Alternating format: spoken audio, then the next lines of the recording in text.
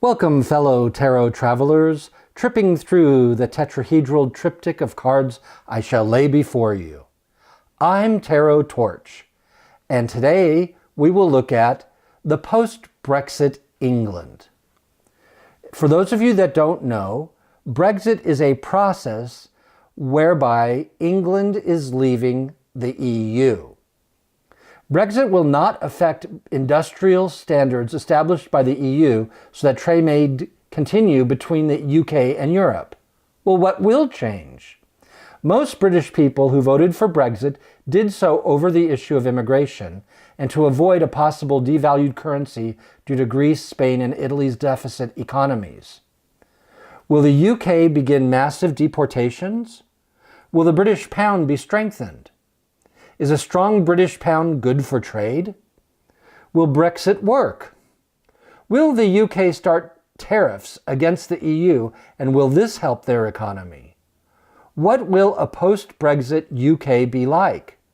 What about defense and security? Will the Labour Party win out and renegotiate a new EU deal that favors the UK? David Cameron, his Chancellor George Osborne, and many other senior figures who wanted to stay in the EU predicted an immediate economic crisis if the UK voted to leave, and it is true that the pound slumped the day after the referendum and is currently about 10% down against the dollar and 10 to 15% down against the euro. However, predictions of immediate doom were wrong, with the UK economy estimated to have grown 1.8% in 2016, second only to Germany's 1.9% among the world's G7 leading industrialized nations. Theresa May, who by the way was elected for the formatting of the Brexit process to leave the EU, was against Brexit during the referendum campaign, but is now in favor of it because she says it is what the British people want.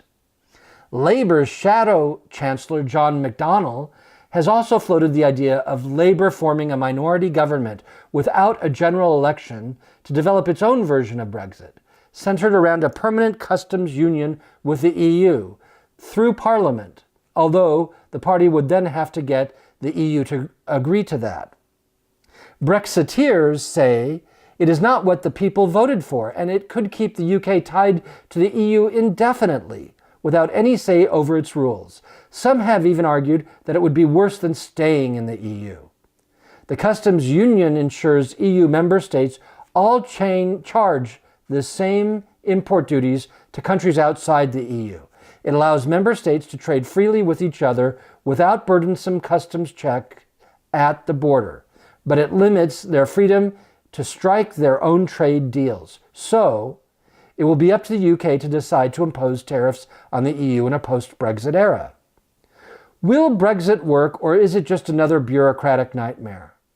Will another EU-type union of UK, Iceland, Greenland, and Canada commence that will later include Sweden, Norway, Denmark, and the North Pole?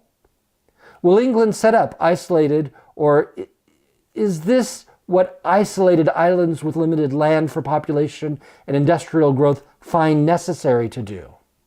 Because England certainly does not want to end up isolated. Well, these are very big questions, and the answers are entirely unknown. And when we have questions we cannot answer, we can look to the cards to see what they have to say. Today we'll be using the Golden Worth Tarot, and I hope you can see this because the metallic is quite reflective, and these are reflective metallic cards. The Worth deck is in its truest format is only a higher arcana deck. There have been manufactured Worth decks that have lower arcana cards, but those cards were added on by modern artists doing it in a Worth style of art. The actual cards are like this one, only the higher arcana.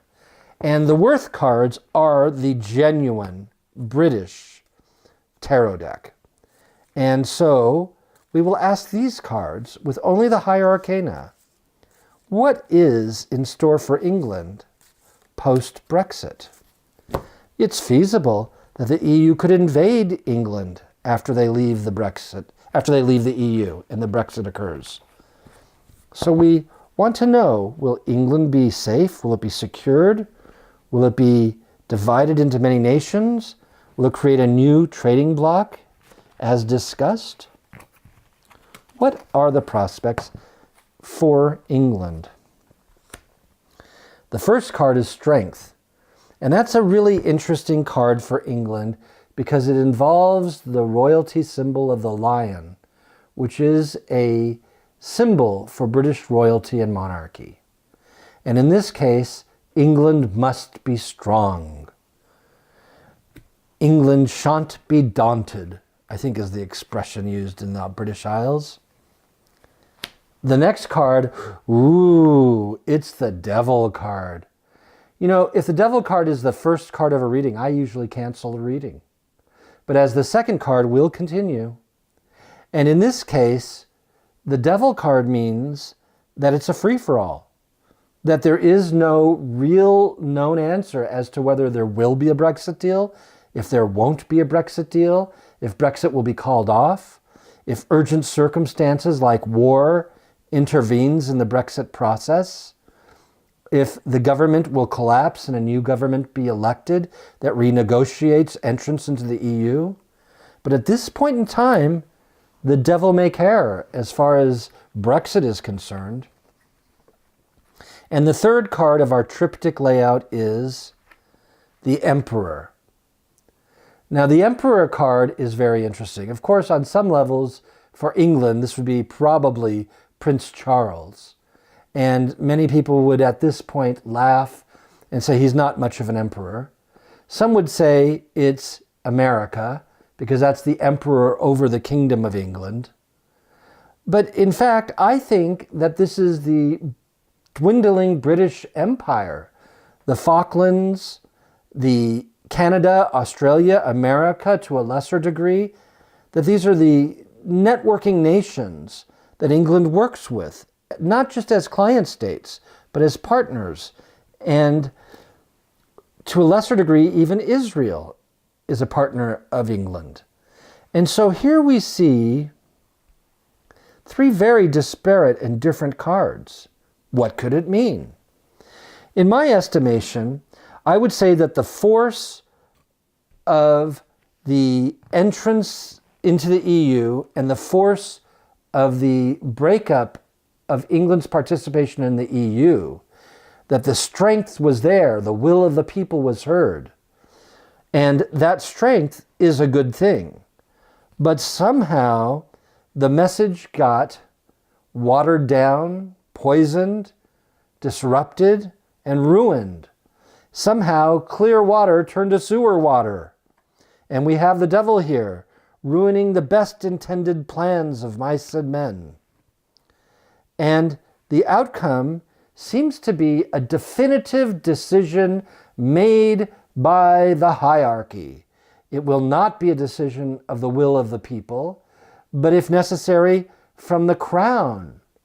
But a decision will be made in England from the authority structure of centralized authority. And it may trickle down through the universities, but it may just go into direct policy. And that this in itself is a countervailing weight to the force or the will of the people with the devil in between. This is a sure configuration for revolution should the government go too far in exercising its authority. I would say at this point in history, England is teetering on the edge of war, revolution, civil war, invasion, destruction, and loss of more of its empire. The devil card promises you the world as it takes everything you own, destroys it, and then goes after your soul. There's nothing to be said about this card that's good, but I must say the devil's received a very bad rap. You know, a lot of people think the devil is nothing but pure evil and all evil is because of the devil, and that simply isn't the case. The devil is an angel, and the devil is like a prison warden. He only gives pain and suffering in hell to those that are guilty. The devil does not attack people in hell and torment them with eternal suffering when they are innocent. And so the devil really is going after the guilty members and the guilty parties.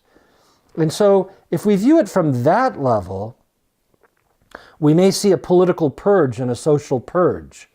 That if Theresa May does not follow through with Brexit, she might be voted out of office. On the other hand, if she doesn't fulfill the Brexit obligations, she might actually be voted into office again and again and again, because that's where the real force of England lies.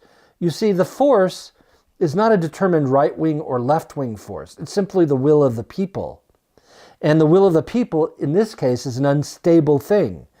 Many people did not vote for Brexit. Many people did, but not all the votes were present.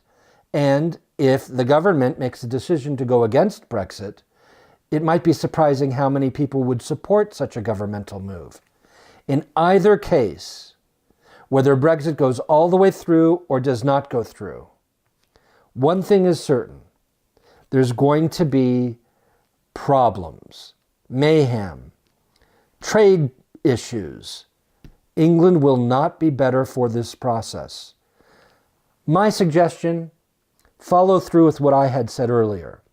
And we'll look at the emperor. Perhaps we should have a new EU-type apparatus that involves England, Denmark, Iceland, Greenland, Canada, and make it a Nordic union. This might provide justice and judgment upon the emperor. Evidently, oh my gosh, with the justice card and the judgment card, both clarifying the emperor, either the imperious British government truly has correct judgment and truly represents the forces of justice on earth, or it is their time to be judged. Let's ask about this card as well. The Fool, riots, many riots like the Yellow Vests spreading throughout England. And the people, they love it. They're having more fun watching this on TV and going out on the streets and yelling and screaming and throwing their beer bottles and lighting fires. They don't mind. They're having a party. So really, is this England being just? And is this England using correct judgment? Or is England being judged for its many years of empire, when it was cruel to the people of India and the people of Southeast Asia and other peoples throughout the world? Are we seeing a judgment upon England? We'll wait and see.